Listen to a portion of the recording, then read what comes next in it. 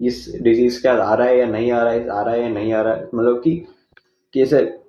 जैसे मैं, मेरा नाम है विख्यात, ठीक है ना, तो विख्यात और ये मेरी शक्ल, तो मेरी शक्ल यहाँ रख दी, तो अब ये क्या करेगा,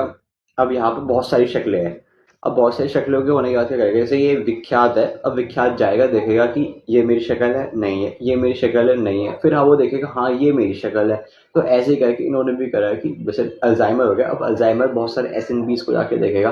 कि इस एस से अल्जाइमर हो सकता है, हो सकता है, हो सकता है, तो ये करते हैं GWS मेथड। अब GWS मेथड के बड़े सिंपल अजम्पशन रहते हैं कि वो मानता ही है कि हर जीन का असर अलग अलग ऐड होता है, मतलब उसमें वो एडिशन सब्ट्रैक्शन के बेसिस में चलता है, वो ज़्यादा उसमें नॉन लीनियर चीज़ें नहीं आती है। अब अल्जाइमर जैसे कॉम्प्लेक्स डिजीज में होता क्या है कि जो डीएनए के वेरिएशन बहुत सारे होते हैं, क्योंकि इंटरेक्ट करता है, तो जीन के वेरिएशन बहुत सारे हो जाते हैं, तो जिसको हम बोलते हैं नॉन लीनियर इफेक्ट।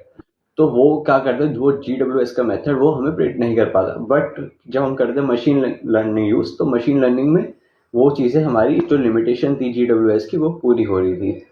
तो अब हुआ क्या, इन्होंने जब मशीन लर्निंग चूज करा तो इन्होंने करा GBM मॉडल यूज, जो एक ट्री बेस्ड मॉडल यूज था, और जो जो नॉन लीनियर पैटर्न है ना, जो GWS नहीं पकड़ पा रहा था, इसने वो पकड़े।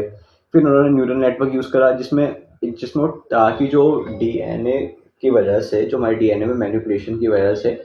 हमें डिजीज होने के चांसेस है, जो पैटर्न है, जो स्ट्रक्चर है, उसको समझा। अब वही इन्होंने फिर MBMDR यूज करा, जो स्पेसिफिकली जीन जीन इंटरेक्शन ढूंढ रहा था कि किस जीन का इंटरेक्शन किससे हो रहा है, तो कैसी बीमारी हो रही है, अल्जाइमर हो रहा है नहीं हो रहा। तो जब इन्होंने उसका टेस्टिंग करी, तो टेस्टिंग में ये लोग चाहते थे कि जो जो ट्रेडिशनल मेथड से जो पेशेंट ने आइडेंटिफाई करा, मशीन लर्निंग भी अगर वो आइडेंटिफाई कर रही है तो क्या होगा, तो मतलब मशीन लर्निंग का मॉडल सक्सेसफुल है। तो अब हुआ क्या, अब जो एल्जाइमर होता है, एल्जाइमर एक बड़े फेमस जीन की वजह से होता है, मतलब उसमें ये जीन बड़ा प्रोमिनेंट होता है, APOE करके जीन होता है, ये बहुत प्रोमिनेंट होता है कि अगर जो GWS है, तो GWS का जो बिगेस्ट रिस्क फैक्टर दिखाता है ना कि अल्जाइमर होने का, तो वो APOE दिखाता है। तो APOE ने दिखा दिया। अब उसके बाद, अब जब मशीन मॉडल, जो ML के मतलब मशीन लर्निंग मॉडल ने भी जो APO के अंदर से दो इंपॉर्टेंट SNPs दिखाए, उसने भी दो इंपॉर्टेंट SNP दिखाए, जिसका नाम था RS7412, दूसरे का था RS, ये देख ही रहो नंबर, अब देख लेना, ठीक है। तो अब इसने क्या बोला, मशीन लर्निंग ने बोला कि जो ये SNP है, जो ये नंबर है,